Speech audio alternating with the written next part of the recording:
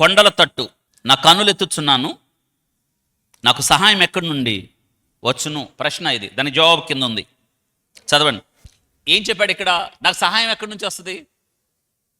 ప్రశ్న ఉంది, తర్వాత ఒక గొప్ప విషయం మీరు గమనించారు అక్కడ నాకు సహాయం ఎక్కడి నుంచి వస్తుంది అని చెప్తూ చూడండి, యెహోవా వలన నాకు సహాయం. ఎవరి వల్ల? ఆయన ఎవరో కింద చెప్పాడు, ఆయన భూమి ఆకాశములను, దాని అర్థం ఏంటి? మాట ద్వారా సమస్తమును కలగజేసిన దేవుడు, ఇంత పెద్ద సృష్టిని కలగజేసిన దేవునికి నీకు సహాయం చేయడం ఎంత పని? ఇది వరుస. ఐ రిపీట్ ఇట్ అగైన్, మళ్ళీ జ్ఞాపకం చేస్తాను. ఇంత భూమి, ఇంత సృష్టి చేసిన దేవునికి నీ సమస్య కష్టమేమి? నువ్వు చేయాల్సిందల్లా, నువ్వు ఏమి కోరుతున్నావో. ఒక మనిషి తన స్నేహితునితో ఎలా మాట్లాడతాడో మీరు దేవునితో అలా మాట్లాడడమే. భూమి ఆకాశములను సృష్టించినవాడు ఆయన, సృష్టికర్త.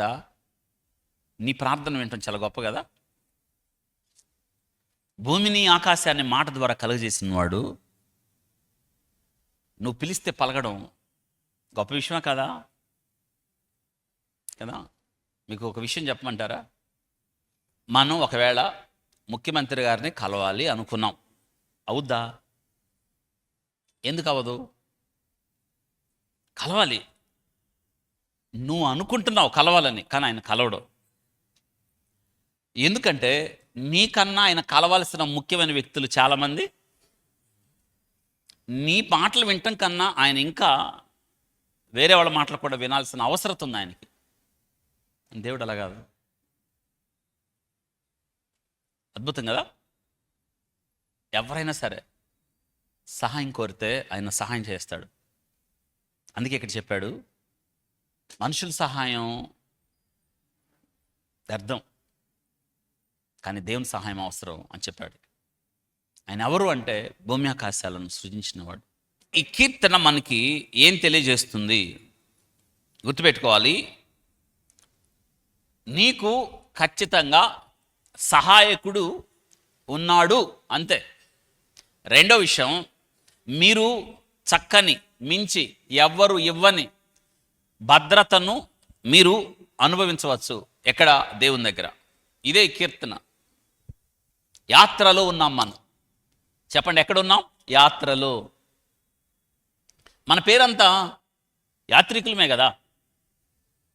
రక్షణ పొందిన మనం, యేసుక్రీస్తు రక్తము ద్వారా కడగబడిన మనం ఎవరిమి? యాత్రికులమే. యాత్రికుడనైన నేను, చెప్పండి, పాటలు పాడుటకు నీ కట్టడలు నాకు, అంటే యాత్రలో నీకు సహాయం అవసరం. యాత్రికుడు కదా మనవు, యాత్రలో నీకు భద్రత అవసరం. రెండో కీర్తన అదే చెప్తుంది. ఈ యాత్రలో మొదటి కీర్తనలో చెప్పాడు, అనగా 120వ కీర్తనలో శ్రమలు ఉన్నాయి,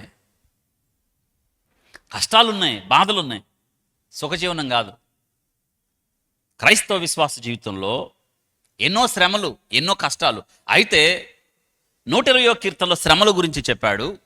121కి వచ్చేటప్పటికి నీకు సహాయం దొరుకుతుంది అని చెప్పాడు. మించి నువ్వు దేవుని యొద్ద భద్రత అనుభవించగలవు అని చెప్పాడు.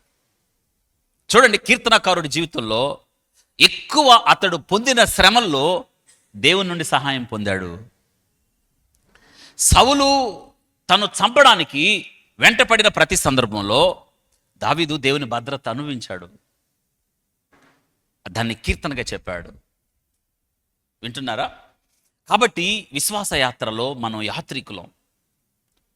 యాత్ర చేయుచున్న మనం, మన మార్గములు అతి ప్రియములుగా మనకు కనిపించాలంటే ఇందులో నీకు దేవుడు నీ సహాయకుడిగా ఉండాలి. దేవుడు నీ భద్రతను అనుభవించాలి. ఈ కీర్తనకారుడు అదే జ్ఞాపకం చేస్తున్నాడు.